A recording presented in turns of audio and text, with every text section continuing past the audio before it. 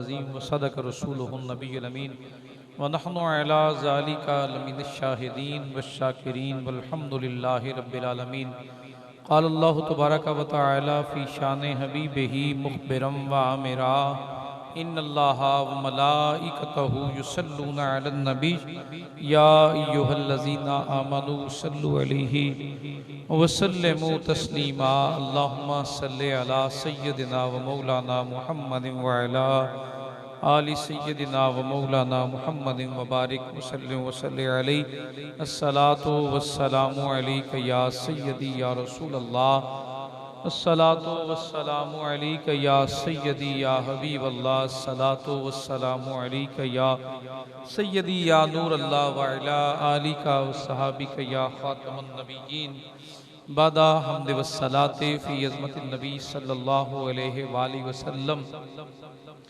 इंतहाई वाजिबुल एहतराम इज़्ज़त माब मुअज़्ज़ज़ व मोहतरम सामीन किराम उलमाए ज़ियत शाम उफ़ाज़ान इज़ाम सनाख़ान रसूलुल्लाह सल्लल्लाहु अलैहि वालैहि वसल्लम और नौजवानान मिल्लत फ़र्ज़ंदान तौहीद, अल्लाह जल्ल मजदूहू का जितना भी शुक्र अदा किया जाए वो कम और थोड़ा है कि जिसने बाबरकत दिन नसीब फरमाया और इकट्ठे होकर अपने महबूब की बारगाह में खिराज अकीदत दुरूद सलाम की सूरत में पेश करने की सआदत नसीब फरमाई।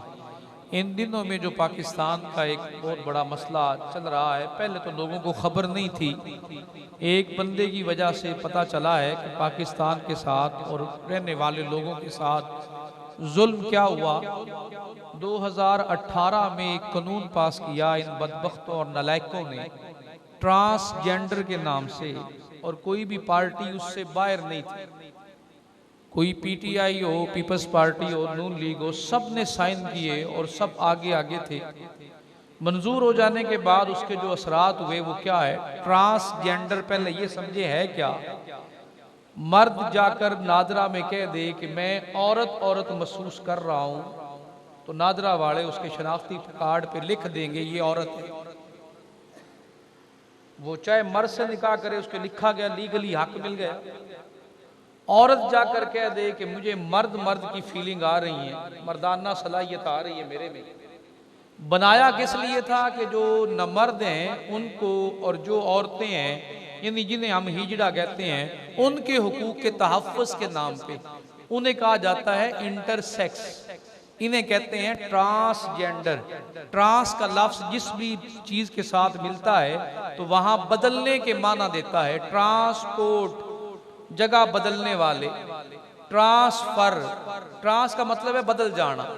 तो ट्रांसजेंडर कानून के तहत मर्द औरत बन सकता है और औरत मर्द। 25,000 के करीब मर्दों औरतों ने अपने शनाख्ती कार्ड इस बुनियाद पे बनवा लिए। नुकसान क्या हुआ कि औरत मर्द बन के जायदाद का दावा करके बैठी, लिखवा कर विरासत में हिस्सा देना है, मर्द होकर हिस्सा ज्यादा।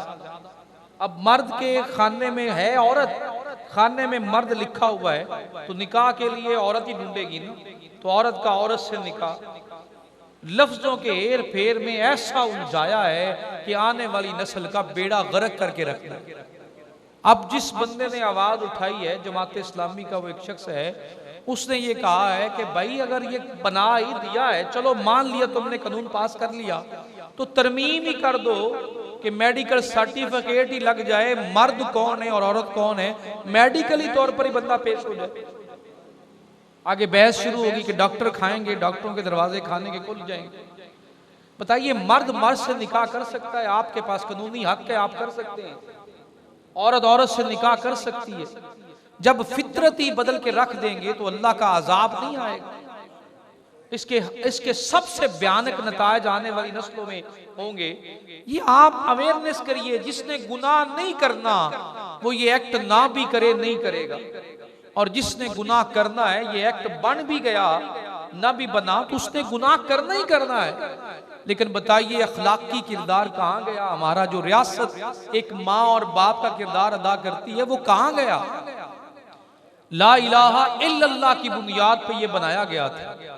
मौला अली वल मुर्तज़ा के पास सैयद उमर फारूक रज़ी अल्लाह ताला अन्हु के पास इस नौयत का एक मामला आया। गोश गुजार करके चलता हूँ, मौजू मेरा अलग है। जब मामला आया तो उसमें हुआ क्या कि एक गुलाम के साथ उसके मालिक ने बदफेली की, ज्यादती की। गुलाम ने गुस्से में आकर मालिक को कत्ल कर दिया, मालिक को मार दिया। हजरत उमर पाक रदी अल्लाह ताला अन्हु के मामले जब सामने आया तो ये इस नौयत का आपकी दरबार में पहला मामला था। तो पहले भी ये कौम लूत के बारे में कुरान पाक में जिक्र आता है, वो इसी वजह से उजड़ गई कि मर्दों ने मर्दों को पसंद करना शुरू कर दिया। तो अब ये जो ताल्लुक बना, इस पर जब कत्ल हो गया तो आपने वो मामला खुद आप हैंडल करने की बजाय मौला अली मुर्तजा की बारगाह में भेज दिया।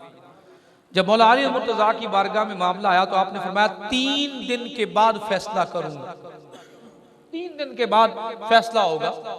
जब 3 दिन पूरे हुए तो कहा इस कत्ल होने वाले मकतूल, जो कातिल है मकतूल की कब्र खोलो, जो कत्ल मालिक हो चुका है ना उसकी कब्र खोलो। जब कब्र खोली तो कब्र खाली थी। उस पर मौला अली मुर्तजा ने इरशाद फरमाया कि मैंने रसूल पाक से सुना है, जो मर्द इस गुनाह में मुब्तला होता है अल्लाह उसे मुसलमानों के कब्रिस्तान में नहीं रखता, उसे कौम लूत में दाखिल कर देता। ये वो अजाब की बुनियाद रखी गई है कि हम सोच भी नहीं सकते हैं। ये इस्लामी जमहूरिया पाकिस्तान है, हम नाम के मुसलमान रह गए, किरदार हमारे खत्म हो गए। उदखुलू फिस्सिल में काफा, कुरान तो कहता है दीन इस्लाम में मुकम्मल आओ, और यही दीन ही तो दीन फितरत है। इससे बढ़कर और सफाई और पाकीज़गी वाला दीन क्या है? नस्ल नहीं बढ़ेगी, मर्द मर्द से निकाह करेंगे, जो बीमारियां पैदा होंगी जन्म लेंगी, औरत औरत से निकाह करेगी, तो आगे क्या ज़हनों के अंदर क्या बैठाएंगे आने वाली नस्लों। अब अपने बच्चों को गाइड करना मुश्किल हो गया कि बेटा हम क्या कर रहे हैं, हमारा निजाम क्या चल रहा है। जिस बुनियाद पे सोच रहे हैं कि ये दीन है हमारा, उस दीन के अंदर ऐसे तरामीम करके ऐसी हुकूमतें जिन्हें हमने वोट दिए हैं, मुलव्वस तो हम भी है ना, इसमें जुर्म में हम भी शामिल है, वोट तो हमने दे के असम्बली में भेजा है। उस वक्त नहीं सोचते हैं कि जिसको वोट दे रहे हैं इसमें अहलियत भी है कि नहीं। ये खाना खराब हो रहा है, ये मिलकर बेड़ा गर्क हो रहा है, और सबका ही करने वाले यही लोग हैं। अब यहाँ एक बात मैं शामिल कर दूं, नबी पाक सल्लल्लाहु अलैहि वसल्लम का दीन दीन पाकीज़ा है, दीन दीन पाकीज़ा है कि जहाँ नमाजें अदा करें तो बच्चों को आखिरी सफ में जाने का हुक्म है कि नमाज पढ़ने वाले की नमाज में खलल ना आए, तवज्जो सिर्फ और सिर्फ अल्लाह की जानिब रहे। हमारा निज़ाम जिंदगी और निज़ाम दीन इस्लाम ये दुनिया के ज़ावियों और नुक्ता नज़र से नहीं है। कोई आकर कहे कि मैं इस बात को मानता हूँ, इसको नहीं मानता हूँ, तो तेरी मर्जी नहीं है। जब तूने पढ़ लिया ला इलाहा इल्लल्लाह मुहम्मदुर रसूलुल्लाह, अब तेरे वजूद पर सुप्रीम अथॉरिटी ला इलाहा इल्लल्लाह मुहम्मदुर रसूलुल्लाह। बस जो कवानीन अल्लाह के रसूल के हैं वही मानने जाएंगे और वही गिने जाएंगे। ये दुनिया के आइन दुनिया में जाए, और जब दुनिया से जाना है तो वहां एक ही सवाल करने वाला है, एक ही वहां फैसला करने वाला है, एक ही वहां गवाह है, और एक ही अदालत में बैठकर वकालत करने वाला। और वो वजूद कौन सा है? वो वजूद खुदा अल्लाह रब्बुल इज्जत की जात होगी, और उस सामने खड़े हो। इस जुर्म में जितने शामिल हैं सारे के सारे मुलव्वस हैं। किसी एक ने भी 2018 में आइन पास हुआ है, इसके बाद 25 से 30 हजार कमोबेश लोगों ने अपने आईडी कार्ड भी चेंज करवा लिए। ऐसा जुल्म की दास्तान लिखी है मुसलमानों के मुल्क में रहकर दीन इस्लाम में अपने नलायक आकाओं को खुश करने के लिए, उनकी जानिब से थपकी पाने के लिए। और वहां से थपकी मिली है कि जो काम हमसे नहीं हुआ तुमने हमारे से भी 2 हाथ आगे कर दिया। तो ख्वाजा सराओं को तो पहले ही विरासत नहीं मिलती थी, अब कौन सा मिलनी है? उन्हें कौन विरासत देता है? उनकी विरासत के बारे में कुरान में हुक्म है। अल्लाह रब्बुल इज्जत ने उन जिनके यहाँ पैदा हुए उनसे पूछा जाएगा इन्हें इनके हक से क्यों महरूम किया। अगर उसके अंदर मर्द की खुसूसियात ज्यादा है, मर्द की तरह सारे खुसूसियात है, तो उसे बेटा बनाकर विरासत में हिस्सा मिलेगा। अगर औरत की तरह उसके जिस्म के खदोखाल है और औरत वाली उसकी साख्त है जिस्म की, सारे अवारज वही हैं, तो उसे बेटी बना के विरासत में हिस्सा दिया जाएगा। उन्हें तो रखा गया है, जिन्हें हमने दुनिया में छोड़ दिया दुत्कारे हुए समझकर। लोग समझते ये जहन्नमी है, इनके किरदार नहीं है। मेरे भाई, उनके बारे में कयामत के दिन सवाल होगा जो वरासत नहीं दी हो, उन्हें उनका हक अदा नहीं किया होगा। दीन तो खुद हुकूक लेकर आया। वरासत के कवानीन पढ़कर देखिए जो इस्लाम ने बयान किए, उसमें इनके कवानीन विरासत भी अल्लाह ने भेजे हैं। अगर उसके अंदर बेटी वाली खुसूसियात हैं तो बेटी समझकर उसे मेंसेस आते हैं, तारीख आती महीने के बाद, उसके बाद बेटी काउंट करके बेटी की विरासत मिलेगी। अगर उसे मर्द की तरह इतलाम होता है, उसे बेटा तस्वर करके उसे बेटों की विरासत मिलेगी। इसकी भी पूरी तालीम और तरबियत माँ बाप के जिम्मे है। तो दीन ने तो सबके हकूक दे रखे, नाफिज किसने करना है? बात किस बुनियाद पे करते हैं कि हमने दुनिया के साथ कदम से कदम मिलाकर चलना है। तो भाई दुनिया के साथ कदम से कदम मिलाकर चलना है तो अपना अलग मुल्क बना लो। हमारे बाप दादा शहीद हुए थे ला इलाहा इल्लल्लाह के नाम पर। पाकिस्तान का मतलब क्या? ला इलाहा इल्लल्लाह। हम जमा होकर इज्तिमाई तौर पर इस आइन की मजम्मत करते हैं और इसे रिजेक्ट करते हैं। तुम रखो अपने आइन को अपने पास, हम कुरान के गुलाम हैं और कुरान के रास्ते पे चलने वाले हैं। हमारी आने वाली नस्लों को यह निजाम कबूल नहीं है। शुक्र करो अल्लाह ने पत्थर नहीं बरसाए, तुम्हारे करतूतों के सबब सिर्फ पानी आया, आसमान से सिर्फ पानी बरसा है। अगर वो चाहे तो पत्थर भी बरसा दे। हम कौमे आद और कौमे समूद की तरह उतने ताकतवर नहीं है जितनी वो कौमें थी। उन्हें हवाओं के तूफान ने बर्बाद करके रख दिया और पत्थरों की बारिश ने बर्बाद करके रख दिया। कौमे लूत को भी अल्लाह ने बर्बाद करके, इन्ना बदशा रब्बी का लशदीद, उस रब के अजाब को दावत न दीजिए, अल्लाह बड़ी ताकत का मालिक है। जोर न समझिए, वह महिलहुम कलीला, अल्लाह तो थोड़ी मोहलतें देता है, थोड़ी सी मोहलत देता है कि बंदे सुधर जाएं और शायद आ जाए, उस रास्ते पर आ जाए। अल्लाह रब्बुल इज्जत ने एक फरिश्ते को भेजा जिनके अंदर ये बुराई पैदा हो गई। उस कौम पर अल्लाह ने एक फरिश्ते को भेजा कि इन पर इनकी जमीन ही उलट के रख दो। फरिश्ते ने अर्ज की, बारी ताला अब सुनिए हमारा किरदार क्या है। बारी ताला इनमें नेक बंदे भी हैं, तेरी तस्बीह बयान करने वाले भी हैं, तेरे पाकी बयान करने वाले भी हैं। उस पर अल्लाह रब्बुल इज्जत ने इरशाद फरमाया, चाहे ये मेरी पाकी और तस्बीहां बयान करने वाले हैं, लेकिन इन्होंने इस बुराई के बारे में एक लफ्ज भी नहीं बोला, एक लफ्ज और एक जुमला भी नहीं कहा। हाथों से मिटा सकते थे तो मिटा देते ना, ताकत थी तो मिटा देते, अगर नहीं ताकत थी तो जुबान से तो कहते ना कि ये अमल बुरा है। अगर जुबान की भी ताकत नहीं थी तो दिल से तो कहते ना। इन्होंने तो खामोशी इख्तियार कर ली, और खामोश होने का मतलब ये है कि ये इनके गुनाहों में बराबर के, ये उनके गुनाहों में बराबर के शरीक।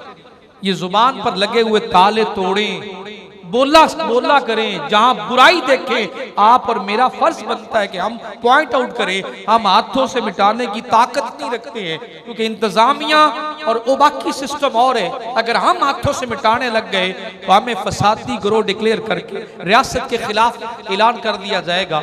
लेकिन जुबान से तो कह सकते हैं, कलम वाला कलम के साथ लिख सकता है। जहां तक अपनी ताकत रखते हैं, अपनी औलाद और कबीलों तक तो ये बात पहुंचा सकते हैं कि ये अमल बुरे हैं, हमने इनका साथ नहीं देना है। हमने अल्लाह और अल्लाह के रसूल के रास्ते को चुनना। उन्हें भी साथ उजाड़ दिया गया, जिन मुसल्लों पे बैठ के तस्बीहात कर रहे थे, लेकिन अमर बिल मारूफ और नही अनिल मुनकर के बारे में कुछ नहीं कह रहे।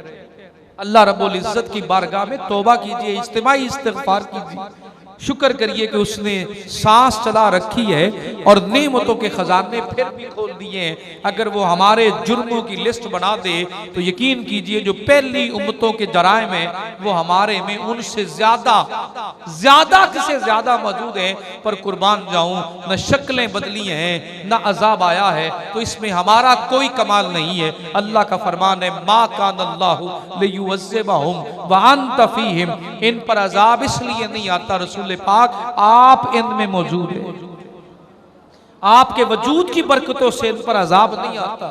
और रही बात कि जनाबे अली ये जो आया है, सैलाब आया है, आपका अपना नुक्ता नजर है, मेरा अपना नुक्ता नजर, ये जी अल्लाह का अजाब और इम्तिहान है। मेरा एक सवाल है, ये अजाब जाती उम्रा क्यों नहीं आए? बिलावल हाउस क्यों नहीं आए? इसने सिंध हाउस को क्यों नहीं डुबोया? जब भी डबोता है गरीबों की झोंपड़ियों को डबोता है। इनकी रकबें क्यों नहीं बर्बाद हुई, इनकी फसलें क्यों नहीं उजड़ी, कभी गौर किया है? हाथों पे हाथ रख के आप मदद करें। हम हमारे भाई हैं, इंसान हैं। और बड़ी खुशी हुई है, कुछ दोस्त मच्छरदानियां लेकर, और वो लेकर मैं पढ़ रहा था, समझ आ रही थी, सोशल मीडिया पे लोग लगा रहे थे कि वहां जो जरूरत की चीजें पहुंचा रहे हैं अल्लाह कबूल करेगा। लेकिन एक बात का जवाब दीजिए, 2 साल बाद, 4 साल बाद, 8 साल बाद जब भी उजड़ती है, गरीब की झोंपड़ी क्यों उजड़ती है? कभी इस बात पे गौर किया है? हमने खुद ही उन्हें अपने सरों पे मुसल्लत कर रखा है और इसका अजाब हम भुगत रहे हैं, हमारी कौमें भुगतेंगी। ये नलायक नाअहल किस्म के हुक्मरान जो हमारे पे मुसल्लत कर दिए गए, इस पे किसी और का कोई अमल दखल नहीं है। ये हमारी खामोशी और हमारे गुनाहों के सबब है और कोई वजह नहीं। बगदाद पर जब अलाकू खान और चंगेज खान ने हमला किया, इन्होंने इंसानों की खोपड़ियों के मीनार बना दिए। दरियाओं के अंदर पानी की जगह पर खून बहता था। मुसलमानों को पकड़ पकड़ कर मारते थे। एक शख्स मदरसे में दरस दे रहा था, उसके पास आकर वो कहता है, तेरी जान निकलने वाली है, पर तू एक बात बताता जा, तुम लोग तो अल्लाह अल्लाह बड़ी करते हो, तुम्हारा इस तरह जवाल क्यों हो रहा है कि हम तुम्हारी गर्दनें काट रहे हैं और तुम्हारी तबाही हो रही है? उसने बड़ा प्यारा जवाब दिया। उसने कहा कि तुम्हें एक कहानी सुनाता हूं। एक चरवाहा होता है जो जंगल में बकरियां चरा रहा होता है। वो हिफाजत के लिए एक कुत्ते को रखता है। कुत्ता भेड़ों की हिफाजत करता है, बकरियों की हिफाजत करता है और उसे बचाता है, पूरे रेवड़ की हिफाजत करता है। वो अपने मालिक का कहना भी मानता है, जो उसको ऑर्डर मिलता है वो बकरियों की निगरानी करता रहता है। अच्छा, फिर कहा जब तक वो बकरियां और भेड़ें लाइन में चलती रहती हैं, मालिक का हुक्म मानती रहती हैं, तो कुत्ता हिफाजत के लिए होता है, हिफाजत करता है। जब वो बिछड़ जाएं, अलग अलग हो जाएं, तो वो कुत्ते को हुक्म देता है, इन्हें इकट्ठा कर। उसी कुत्ते को हुक्म देता है, वो भौंकता है, काटता है, फिर भेड़ों को इकट्ठा कर देता है। कहा हमने मिन ऐसल कौम जो अल्लाह की नाफरमानियां की है ना, हम रास्ते से हट गए, गुमराह हो गए। अल्लाह रब्बुल इज्जत ने तुम जैसे कुत्तों को हमें माफी मांगने के लिए, तौबा करने के लिए हमारे पे मुसल्लत कर दिया। तब तक हमारे पे तुम जालिम रहोगे जब तक अल्लाह राजी नहीं होगा। और तुम कौन हो? हमारे पे मुसल्लत किए हुए हो, उस कुत्ते की तरह हो कि जो भेड़ों को इकट्ठा करता है। जिस दिन हम अल्लाह के दरवाजे पे आके झुक गए, तुम्हारी ही सफों से कलमा पढ़कर हमारे मुहाफिज खड़े। वो देखा नहीं, फिर उसके पोते ने कलमा पढ़ा। जिस दिन हमारी तौबा अल्लाह की बारगाह में कबूल हो गई, उस दिन तुम्हारी ही नस्ल में से इस दीन इस्लाम को कबूल करने वाले होंगे, हमारे मुहाफिज बन जाए। तो दोस्तान अजीज, जब तक हम ठीक नहीं होंगे तो कैसे तवक्को कर सकते हैं हुक्मरान ठीक हो जाए? जब तक नमाजी, रोजादार, हज करने वाले, ज़कात देने वाले डरते रहेंगे कि मुंह से बोला तो पता नहीं क्या हो जाए, अपने आप को इस्लाह के लिए खड़ा ही नहीं करेंगे, तब तक हमारी टांगे भी कांपती रहेंगी और हम अल्लाह की बारगाह में बुज़दिल किस्म के मुसलमान बन के रह जाएंगे। वो कलमा हक कहने वाले खत्म हो जाएंगे। तो बात सीधी सी है, उदखुलू फिस्सिल्म काफ़ा, दीन इस्लाम में मुकम्मल दाखिल हुई। इस दीन को टुकड़ों में बांटकर कुछ हिस्सा हम रख ले, कुछ हिस्सा तुम रख लो, ये नहीं है। इसने कलमा पढ़ा वो मुकम्मल इस दीन में शामिल हो। और रही बात हमारे अदालती निजाम की, तो सुबहान अल्लाह, उस पे तो कहिए कुछ ना, 130 नंबर पर हैं हम दुनिया में इंसाफ के लिए। और 130 नंबर वाली अदालत इंसाफ करने वाली कहती है हमारी तौहीन अदालत हुई है। क्या हुई है? तुम्हारी तौहीन कोई नहीं कर सकता, तुम अपनी तौहीन खुद हो। 130 नंबर पे तुम्हारा इंसाफ है। और ला इलाहा इल्लल्लाह मुहम्मद रसूलुल्लाह पढ़कर दीन पर चलने वाले हो, न तुम इधर के रहे ना उधर के रहे। इंसाफ करती करती दुनिया किस मुकाम पे पहुंच गई। इंसाफ का ये निजाम है कि हम 130 नंबर पे इंसाफ करके कहते हैं हमारी अदालत की तौहीन हुई। तुम अपनी तौहीन खुद हो, तुम अपने लिए आप ही अजाब हो। क्या मुंह दिखाओगे जब रसूल कायनात की बारगाह में जाओगे? और जिन्होंने फरमाया कि मेरी बेटी अपनी फातिमा बिनते मोहम्मद यहां होती तो हाथ काट के बता देता अदल और इंसाफ करना क्या। उनके सामने पेश नहीं होना। और उन शहीदों को क्या जवाब दोगे जिन्होंने पाकिस्तान बनाया था? जिन्होंने जाने कुर्बान के खून के साथ इस वतन अजीज के खूबसूरत गुलशन को अपने खून के साथ सींचा, जिन्होंने कुर्बानियां देकर इस दीन की आबरूओं पर इस मुल्क के लिए अपने आप को, अपनी बेटियों और बच्चों को कुर्बान किया था, उनके हाथ होंगे हमारे गिरेबान होंगे। इस वतन अजीज में इस तरह के कवानीन जो बॉन्डे किस्म के अपने दिली ख्वाहिशात को पूरा करने के लिए जो कवानीन बनाए जा रहे हैं ना, इन कवानीन की औकात एक कागज के टुकड़े के अलावा कुछ नहीं है। अगर मोमिन ईमान के साथ सच्चा खड़ा हो जाए, जुर्रत नहीं है, किसी में गैरत ईमानी नहीं थी जब ये कानून बन रहा था, सबने बराबर इस पे साइन किए हुए, कोई एक भी बाहर नहीं है। अगर कोई ये समझे कि हमने कुछ नहीं किया, सब शामिल हैं। और ये सुन लीजिए, और शैतान ने भी अल्लाह से वादा कर रखा है, ऐ अल्लाह तेरी मखलूक को भटकाऊंगा, क्या करूंगा, इनकी जिन्स में तेरी तख्लीक में तब्दीलियां करूंगा, अपने जिस्म को ये बदलेंगे, अपनी जिन्सों को बदलेंगे, बाल लंबे लंबे रख के मर्द औरतों की शबाहत इख्तियार कर लेंगे, औरतें मर्दों जैसी शबाहत इख्तियार कर लेंगी, अपनी जिन्स में भी तब्दीलियां करेंगे। पैदा तूने मर्द किया होगा, उसे औरत बना के छोड़ूंगा, तूने औरत पैदा किया होगा, उसे मर्द बना के छोड़ूंगा। इनकी तख्लीक के अंदर भी तब्दीलियां, क्यों कहा कि तेरे बंदे नहीं रहने दूंगा, तेरे रास्ते से गुमराह कर दूंगा, तेरी तख्लीक के अंदर भी दखल दूंगा, जो तूने तख्लीक किया होगा उसको भी छोड़ देंगे और उस रास्ते पे आएंगे। और ये जो कानून बना है, असल में शैतान के इस डायलॉग को अप्रोच किया गया है कि तेरे काम थोड़े हैं तो हम हिस्सा डाल रहे हैं, हमारी तरफ से भी हिस्सा दे। इन्ना लिल्लाहि व इन्ना इलैहि राजिऊन। अस्तगफिरुल्लाह तौबा इस्तगफार। इन्हें हया नहीं आना, क्योंकि इन्होंने हया वाले दिन ये पैदा ही नहीं हुए। नाम मुसलमानों का, कलमा मुसलमानों का, तबीयत में मैलान, सारे का सारा निज़ाम मुस्तफ़ा के खिलाफ, ज़ाते मुस्तफ़ा के खिलाफ सल्लल्लाहु। मौलवी असम्बलियों में ना आए, क्यों ना आए भाई? हमारी अयाशियां रुक जाएंगी, हमारी फहाशियां बंद हो जाएंगी। मौलवी दीन की बात करता, इसके गले को काट दो, दबा दो, इन्हें फिरकों में उलझा दो, आपस में एक दूसरे के गिरेबान पकड़वा दो। जब ये आपस में उलझ जाएंगे ना, फिर जो मर्जी करना, ये तुम्हारे सामने कभी हाथ नहीं उठा सकेंगे। क्यों? कि इनकी अपनी उलझने खत्म नहीं होंगी। मौलवी समझने में बर्दाश्त ही नहीं, पसंद ही नहीं, किसी एक तबके को भी मौलवी पसंद नहीं, क्योंकि मौलवी अल्लाह की बात करता, अल्लाह की खबर देता है, अल्लाह के राजों की बात करता है, वो अल्लाह के हुकूक से डराता है, अल्लाह की बारगाह में झुकने के लिए कहता है, और याशियां छोड़ने के लिए कहता है, इंसाफ करने के लिए कहता है। वो दर बदर बर्बाद होने के लिए नहीं कहता, वो आरज़ू करता है कि किसी तरह इस दुनिया का मिशन भी अल्लाह और अल्लाह के रसूल वाला हो जाए। बताइए, उसका कोई जाती फायदा है इसमें? बोलिए ना यार, उलमा का कोई जाती फायदा इसमें? क्यों? उलमा का जाती फायदा वही है जो अल्लाह के दीन की बारगाह में अल्लाह के दीन के लिए है, उनकी जात इससे अलग नहीं है। मैं उलमाए हक्का की बात कर रहा हूँ, जिन्हें अल्लाह ने हक के साथ सीनों को मुनव्वर किया। उलझने खड़ी करना, इस्लाम पर इतराज करना, इद्दत नहीं होती है। अब ड्रामे बनने शुरू हो गए इस बात पर कि इद्दत नहीं होती है, तमाशा बना रखा। दीन के कवानीन का मजाक, अल्लाह के कवानीन का मजाक। बताइए, किस मुंह से कब्र में दाखिल होकर ये जवाब देंगे कि बारी ताला हम तो तेरे दीन के दुश्मन बनकर रहते रहे। अल्लाह माफ करे, इस कवानीन हमारे बनाए हुए। एक भी मेरे महकमे में मौजूद कोई एक इंसान भी ऐसा नहीं है जो अपनी मर्जी से कुरान के फैसलों में फैसला दाखिल कर सके। सारे अल्लाह ने खुद उतारे। क्या कुरान पर भी यकीन नहीं है? आप इंजाम देखिएगा इनका, हशर क्या होता है। हम अपनी आंखों से देख रहे हैं और देखते रहेंगे, क्योंकि ये जब बिठाए जाते हैं ना, तो इन्हें बिठाया भी बड़ी इज्जतों के साथ जाता है, लेकिन जब उतारे जाते हैं तो गंडे अंडे फिर भी कोई वैल्यू रखते हैं, इनकी वो वैल्यू भी नहीं बचती है। क्यों? क्योंकि ये दीन से मुखलस और खालिस नहीं।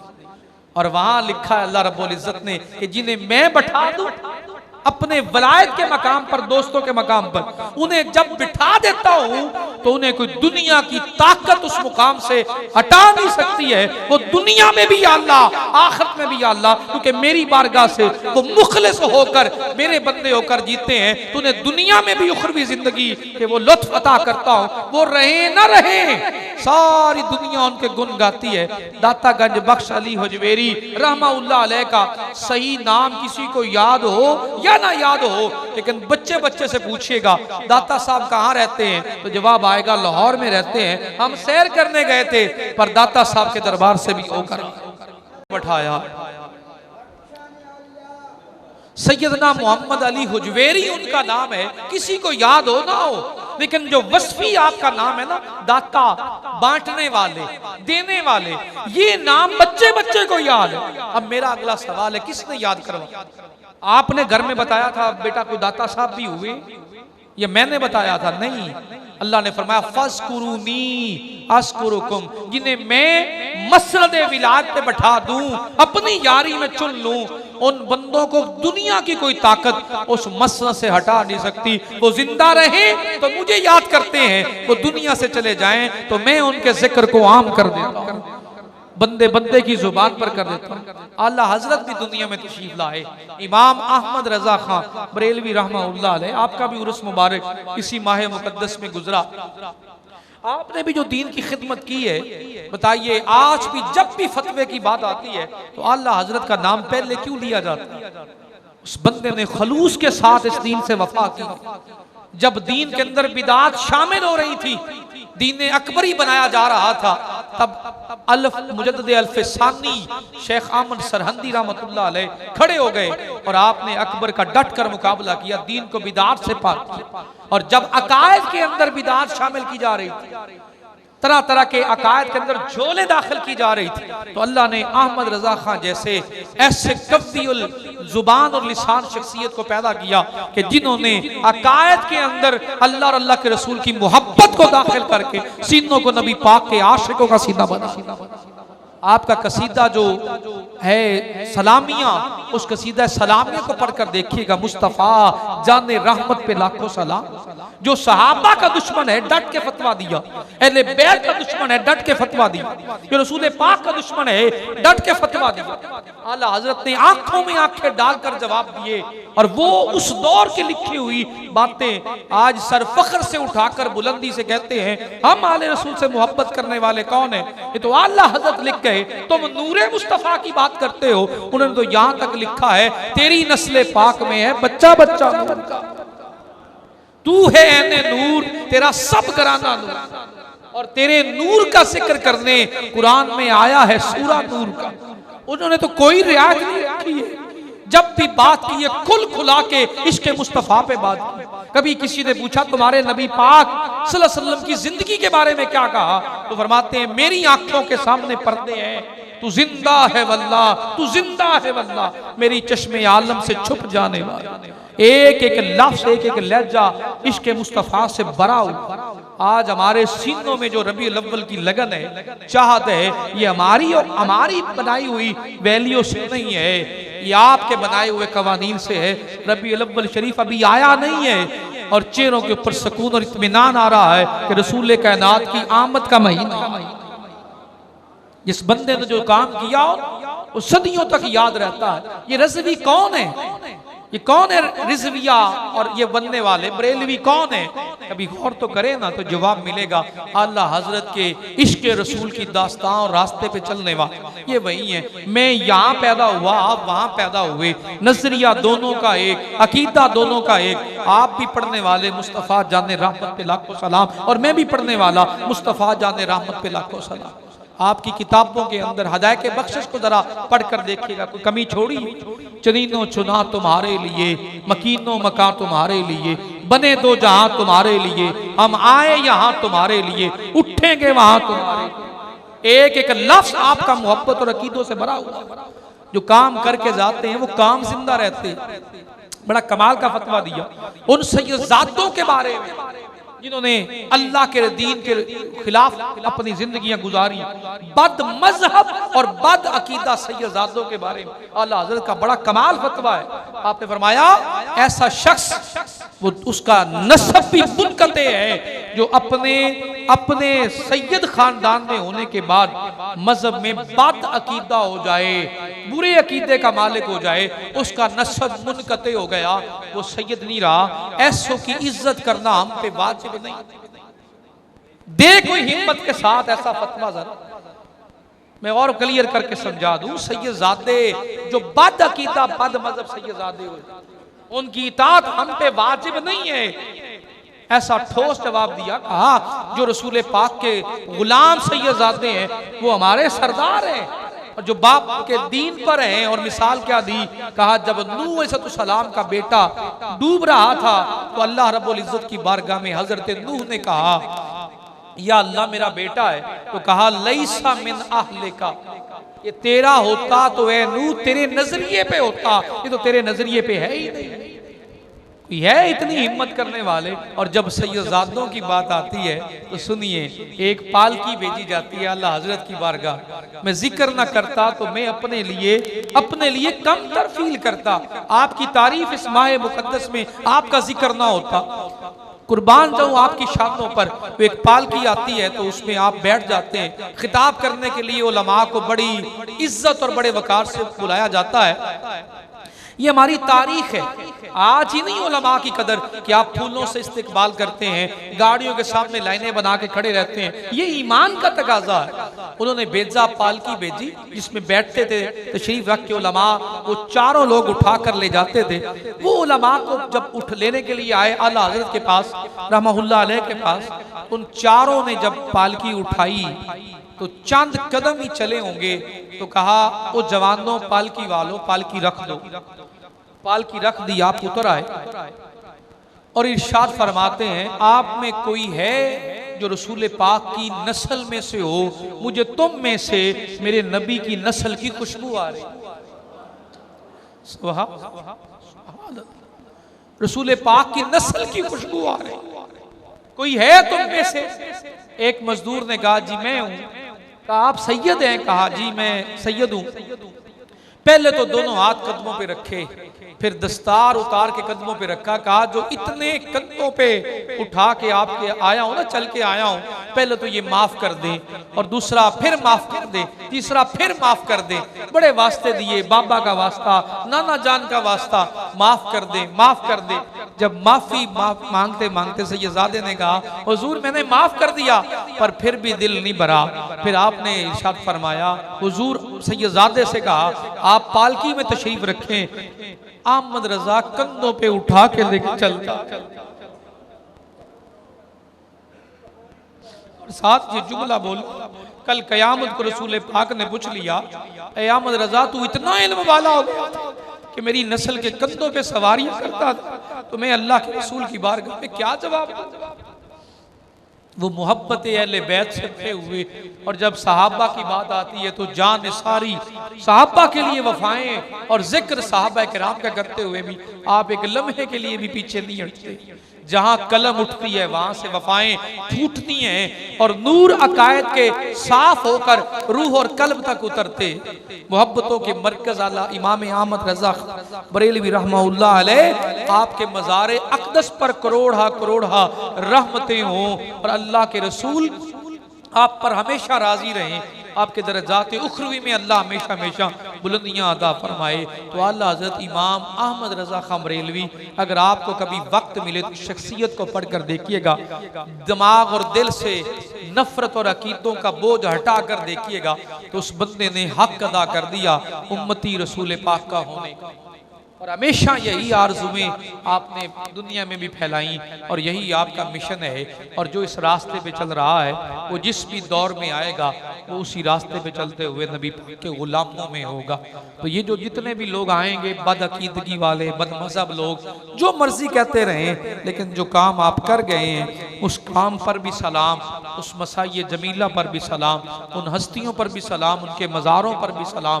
और जिन्होंने लिखा है मुस्तफ़ा जाने रहमत पे मुझसे खिदमत के कुदसी कहें हाँ रजा। खिदमत करने वाले फरिश्तों ने पूछा रजा बोल क्या चाहता है? तो मैंने कहा मुस्तफ़ा जाने रहमत पे लाखों एक एक लफ्ज़ आपका मोहब्बत सबसे आला हो औला। बोलिए जरा थोड़ा और ऊंची बोलिए। हमारा नबी सबसे बाला हो बाला। कौन देता है, देने को मुंह चाहिए, देने वाला है सच्चा। करनो बदली रसूलों की होती रही, रसूल जमाने के साथ साथ बदलते रहे। करन जमाने को कहते हैं, करनो बदली, जमाने बदलते रहे, रसूल ट्रांसफर होते रहे, आते रहे जाते रहे। चांद बदली से निकला है हमारा नबी, उसी बदली में से जो ट्रांसफर हो रहे थे वहां सारे आते रहे, पर चांद बनकर निकले हैं तो हमारे रसूल आते हैं। और फिर क्या खबर कितने तारे खिले छुप गए, नहीं पता। 1,24,000 अंबियाए किराम के नाम क्या है, मर्तबे क्या है, क्या खबर कितने तारे खिले छुप गए, पर न डूबे न डूबा हमारा नबी। एक एक शेर दिनों में मोहब्बत और सुकून भरने वाला। बुझ गई जिसके आगे सभी मशालें, बुझ गई जिसके आगे सभी मशालें, शम्मा वो लेकर आया हमारा। यानी दीन चमका तो रसूल पाक का चमका, अजमत चमकी तो रसूल पाक की चमकी। दोस्तान अजीज, ये आला हजरत की फैलाए हुए वो खूबसूरत तरीन खुशबू है जो आज चार दांगे आलम में आशिकान रसूल के जुर्मट की शक्ल में मजमू में जमा होकर मिलाद मुस्तफ़ा सल्लल्लाहु अलैहि वसल्लम के लिए जमा होते हैं। तो इनकी बुनियाद रखने वाली वो हस्तियां हैं जिन्होंने बर्रे सगीर पाको हिंद में रसूल पाक की अजमतों को बुलंद करके गुलामों में अपना नाम सबसे ऊंचा लिखवाया। अल्लाह करीम की बारगाह में दुआ है, अल्लाह उनके उखरवी दर्जात को बुलंद फरमाए, हमें रसूल पाक की मोहब्बत और वफा नसीब फरमाए। व आखिर दावाना अल्हम्दुलिल्लाहि रब्बिल आलमीन।